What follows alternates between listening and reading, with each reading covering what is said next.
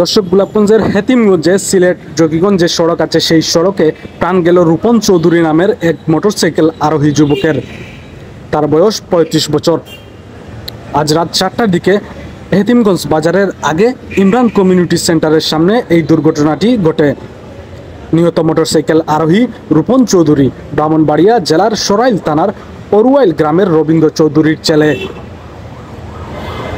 আমরা প্রত্যক্ষদর্শী বিভিন্ন সূত্রে জানতে পেরেছি, সিলেট জকিগঞ্জ সড়কের হেতিমগঞ্জ বাজারে যাওয়ার পূর্বে ইমরান কমিউনিটি সেন্টারের সামনে মোটরসাইকেল আরোহী গাড়ি ঘুরিয়ে নিয়ে হেতিমগঞ্জ বাজারের দিকে যেতে চাইলে যে সড়ক আছে সেই সড়কের আইল্যান্ডের সাথে ধাক্কা লেগে সিলেটগামী একটি পাথরবাহী ট্রাকের, যার নাম্বার হচ্ছে ঢাকা মেট্রো 13-0-44-6, চাকার নিচে পড়ে যায়।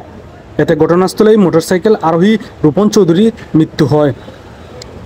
এখানে তাৎক্ষণিক খবর পেয়ে গোলাপগঞ্জ মডেল থানার অফিসার ইনচার্জ মীর মোহাম্মদ আব্দুল নাসের একদল পুলিশ নিয়ে ঘটনাস্থলে উপস্থিত হন এবং সেই লাশটি আপনারা এই মুহূর্তে দেখতে পাচ্ছেন থানায় নিয়ে যাওয়া হচ্ছে। এবং এই বিষয়টি নিশ্চিত করেছেন গোলাপগঞ্জ মডেল থানার অফিসার ইনচার্জ মীর মোহাম্মদ আব্দুল নাসের। দর্শক, এই ছিল গোলাপগঞ্জের হেতিমগঞ্জ বাজার থেকে সর্বশেষ পরিস্থিতি এবং নিহত ব্যক্তির পরিচয়। আমি আপনাদের সাথে এতক্ষণ ছিলাম শামিল হোসেন।